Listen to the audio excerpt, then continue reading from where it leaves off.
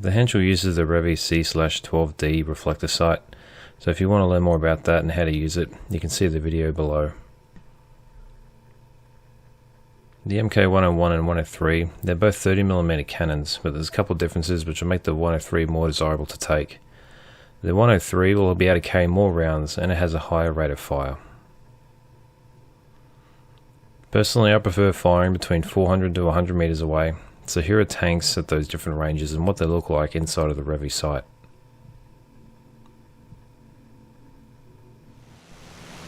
When strafing in the Henschel, you use a convergence of 400 meters with the propeller pitch staying at automatic, or you can switch to manual if you prefer, with an entry airspeed of 2 to 220 km per hour. If you're doing a rear attack, you will attack between 250 to 300 meters and place a sight on the target in a 30-degree dive and begin firing by 400 meters.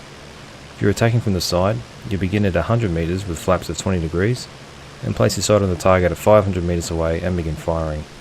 This technique is good for attacking tanks, so if you're attacking a lighter to armoured target or a truck, our dive angle doesn't matter as much. So we've completed the attack against the rocket artillery, and we're going to now begin an attack against a convoy at our 11 o'clock.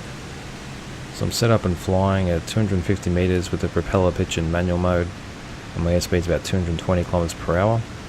We're going to attack this lead armoured car, so we don't have to worry about the dive angle so much. I'm going to use the 20mm against it. So we nose it over, we lead where the car's going to be, fire off those 20mm, we pull off nice and gentle to avoid stalling into the ground. Now the armoured cars and softer vehicles, these are really good targets for the 20mm, so don't bother wasting the 30mm on it, as you're better off you saving them for the tanks.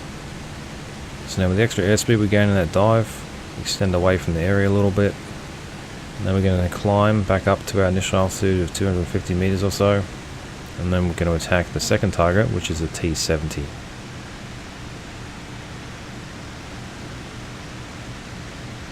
So we're going to turn it around a little bit quicker, this way we don't waste too much time in the target area. I'm going to try and set up to be roughly perpendicular to the T-70, so I'm going to keep bringing it left a little bit. And zoom in, we see him there, we roll back towards him, and this time we're going to use the 30mm in the dive. So we nose it over, again leading where he's going to be, firing at range, and pull off by 100 meters, nice and gentle, and we can see the result. And against the T-70, the 30mm is effective at most attack angles. So again, we're weaving to avoid any possible fire that's going to come our way, using that airspeed to get some distance, and then we'll begin to climb once we're safe enough. Now there is some anti-aircraft defense in this convoy. There's some machine gun defense there, so we're going to come back and attack one of those. And we're only going to use the 20mm against this. That's where we're saving our 30mm for the tanks. So there we're at our initial altitude and our airspeed again. So we'll nose it over. It's actually a truck, so we better bring it back to the right. This way we can attack that anti-aircraft. Get some shots on it, and then we'll extend away again.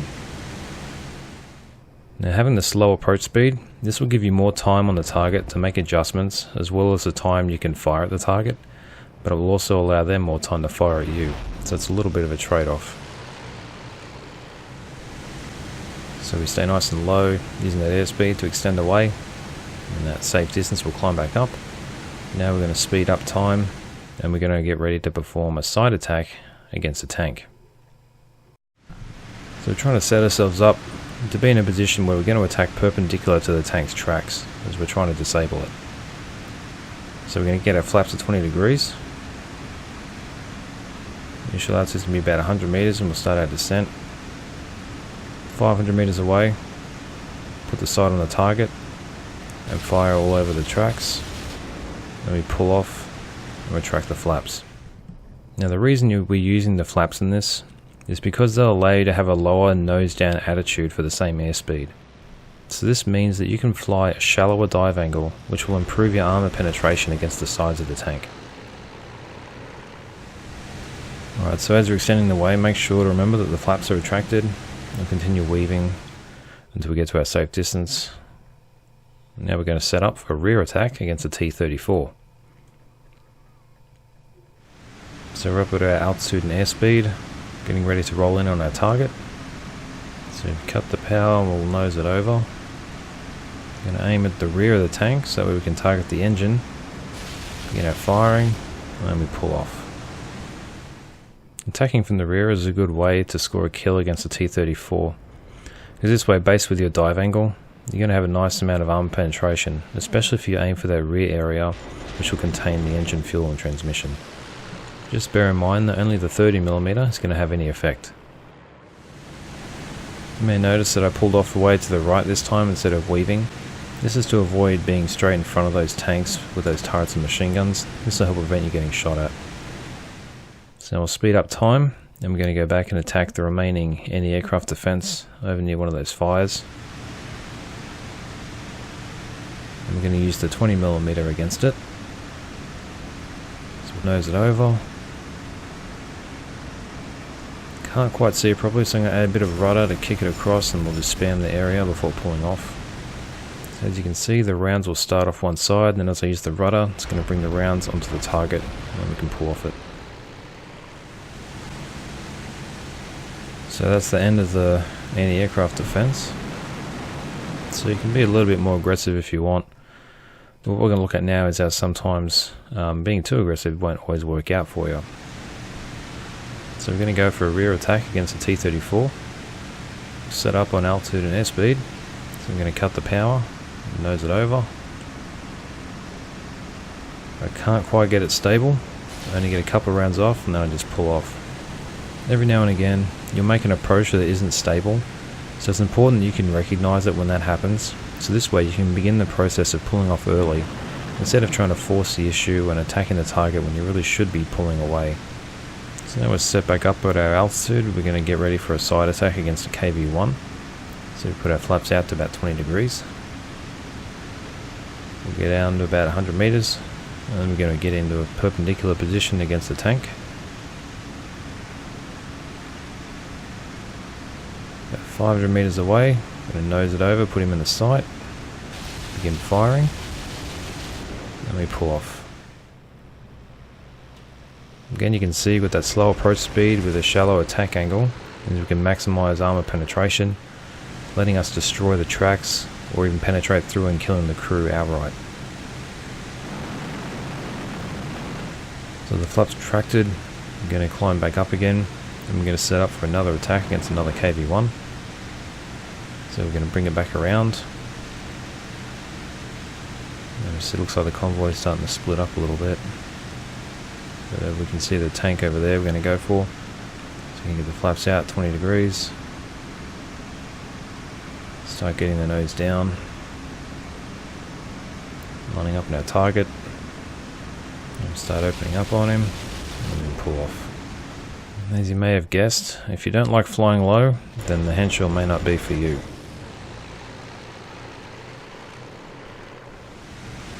So now as we've pulled off, we've retracted the flaps. I'm going to speed up the time and get in position. I'm going to do a rear attack against another T-34. So there he's moving in between those two wrecks. What we're going to do, the same altitude and airspeed, cut the power, nose over. He's moving, so we're trying to predict where he's going to be, aiming for that rear compartment as we fire, and then we can pull off. You can see our dive angle here, aiming at that rear compartment. We got two nice smoke plumes, so we definitely got some good hits against him here.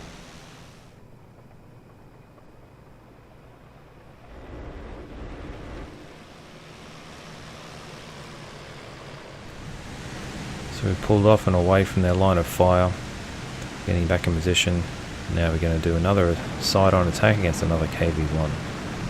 So speed up the time, get ourselves in position to be perpendicular to the target. Get the flaps out, 20 degrees.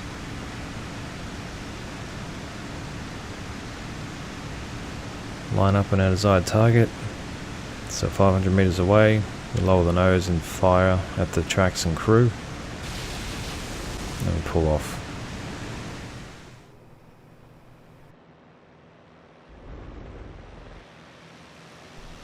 So then we remember to retract those flaps, but now what we may have noticed is that on that attack, we realise that only the machine guns are firing, so that tells us that we're out of the 30mm, which means we're down to only the 20mm cannons. At this point we're limited to T-70s and armoured cars and lighter trucks, things like that. So if we try a rear attack against the T-70 with a 20mm, what we'll find is that it's not actually going to be very effective.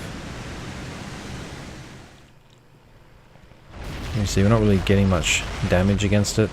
So if you've only got the 20mm lefts against the T-70, you want to perform the side-on attack, and this way you can maximise the armour penetration against the side of the hull.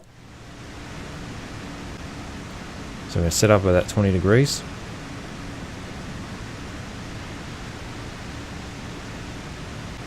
Find the T-70 again, line ourselves up.